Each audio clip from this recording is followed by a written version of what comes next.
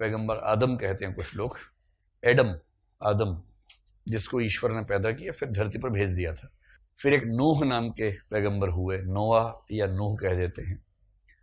नोआह या नूह वही हैं जिनकी कहानी पर फिल्म बनी थी 2012। आपने फिल्म देखी 2012 नाम की, प्रलय वाली कहानी, जैसे प्रलय आ गई, सारी सृष्टि खत्म होने वाली है और अंत में हर स्पीशीज का एक एक जोड़ा बचा लिया गया है। तो ये कहानी बहुत प्रसिद्ध है कि एक बार प्रलय आई तो ईश्वर ने हजरत नूह को भेजा कि सृष्टि को बचाओ। उन्होंने हर स्पीशीज का एक एक पेड़ बचा के सुरक्षित किया। सब सभ्यता खत्म हुई, उसके बाद सभ्यता की पुनः शुरुआत हुई। ये कहानी खूब चलती है वहां पर। उन्हीं पैगंबरों की दुनिया में एक पैगंबर हुए हजरत इब्राहिम। इब्राहिम का एक बेटा इस्माइल था, एक इसहाक था। इस्माइल के रास्ते पर आगे चल के इस्लाम का विकास हुआ, ऐसा माना जाता है। तो हजरत इब्राहिम भगवान को मानते थे बड़ी गहराई से, बहुत गहराई से मानते थे। मतलब कुछ लोग कहते हैं कि फादर ऑफ फेथ, आस्था या विश्वास के पिता हैं इब्राहिम।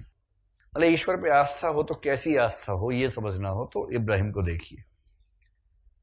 तो एक बार इब्राहिम साहब को सपना आया कि भगवान ने या खुदा ने, मतलब उस समय इस्लाम शुरू नहीं हुआ था तो आप उसको भगवान कहें, खुदा कहें, अल्लाह कहें, जावे कहें, कुछ भी कहें, कि भगवान ने कहा है कि मुझे तुम्हारे बेटे की बलि चाहिए।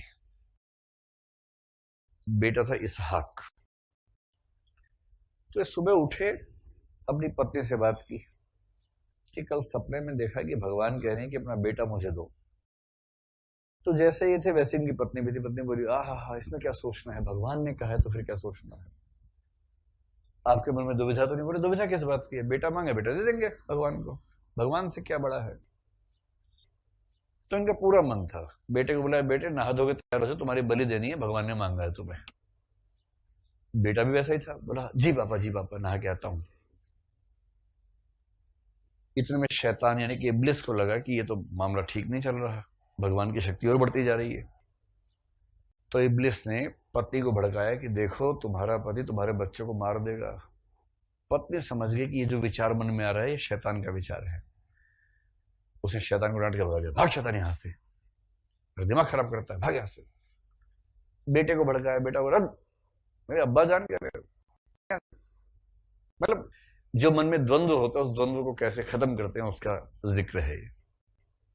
फिर बाप ने कहा बेटा तैयार हो गए? हाँ। मन एकदम तैयार है? हाँ पापा एकदम तैयार है। तुम्हारी बलि होगी पता है ना? हाँ पापा एकदम तैयार है।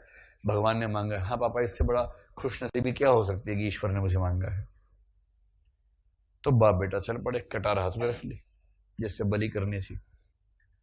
तो बलि के स्थल पे ले गए, वहां एक पत्थर की चट्टान थी, उसके पड़ोस में उसको नीचे लिटाए जहां पर मतलब गर्दन काट सके। बहुत तेज धार वाला हथियार हाथ में लिया। रजा मियां, कहानी ठीक चल रही है ना? ऐसी है ना कहानी? हाँ।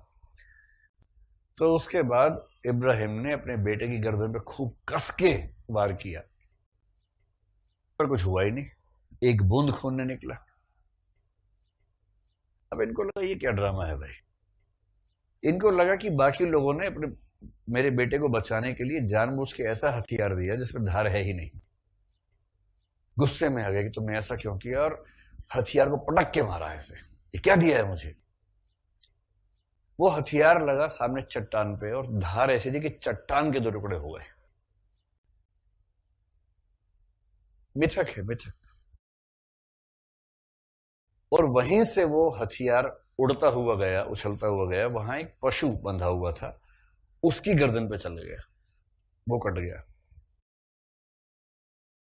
उसके बाद कहा जाता है कि ईश्वर परीक्षा ले रहा था कि तुम ईश्वर की मोहब्बत में अपनी सबसे, मतलब सपने में ये नहीं था कि बेटा, सपने में यह था कि तुम्हें जो सबसे प्यारी वस्तु है मुझे उसकी बलि चाहिए। तो सुबह उठ के इब्राहिम ने यही कहा अपनी पत्नी से कि सबसे प्यारी वस्तु तो मेरा बेटा ही है। इस मतलब ईश्वर बेटे को मांग रहे हैं। और उसके बाद एक कंसेप्ट बन गया कि ईश्वर जो है ना, जिस चीज को सबसे ज्यादा प्यार करते हो, यदि उसकी बलि दे सकते हो ईश्वर के लिए, तो तुम ईश्वर के सच्चे भक्त हो। अल्लाह को प्यारी है कुर्बानी, कुर्बानी, कुर्बानी, कुर्बानी। अल्लाह को प्यारी है कुर्बानी। और उसके बाद से एक परंपरा चल पड़ी कि जो अपने बच्चे की तरह प्यारा हो उसकी बलि खुदा के लिए दोगे तो तुम खुदा के सच्चे भक्त हो। तब से परंपरा यह हुई कि एक बकरा या कोई पशु लोग पालेंगे, अपने घर में पालेंगे, पोसेंगे, बच्चे की तरह पालेंगे उसको 1 साल तक, और फिर बकरीद के दिन उसकी बलि देंगे।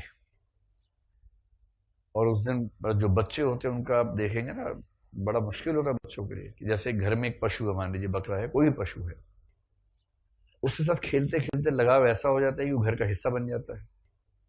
अब माँ बाप क्योंकि पहले से जानते हैं कि इसीलिए पाल रहे हैं कि अगले साल काटना है, तो वो मैच्योर भी हैं तो शायद थोड़ा भावनाओं पर कंट्रोल कर लेते हैं। तो छोटा बच्चा है जो साथ में पैदा हुआ है, वो कैसे कंट्रोल करे? तो अक्सर ऐसा होता है कि ऐसे घर में छोटे बच्चों को मैनेज करना उसमें बड़ा मुश्किल होता है, क्योंकि उनका सबसे अच्छा दोस्त है जिसकी बलि होने वाली है। पर कंसेप्ट यही है कि भाई अपना जिगर का टुकड़ा अगर भगवान को दे सकते हो तो तुम सच्चे भक्त हो। इस कंसेप्ट से बकरीद बना, और कहानी सबके दिमाग में एक ही बैठी कि हजरत इब्राहिम ने अपना बेटा बलि देने की बात की थी, तो हम क्यों पीछे हटे? तो लोग मजाक भी करते हैं कि भाई अगर इतना ही शौक है तो अपने बच्चों की बलि दो ना भाई, किसी और के बच्चे की बलि क्यों देते हो? ये मजाक भी होता है। और एक हमारे मुस्लिम मित्र ने फेसबुक बड़ा अच्छा लिखा कि बलि का कंसेप्ट चेंज हुआ है हमेशा। उस समय बकरा एक बड़ी संपत्ति थी, बकरे की बलि दोगे, सबको खिलाओगे, सबका पेट भरेगा। आज अगर कुछ छोड़ना है तो मोबाइल फोन छोड़ो अपना, फेसबुक की बलि दो।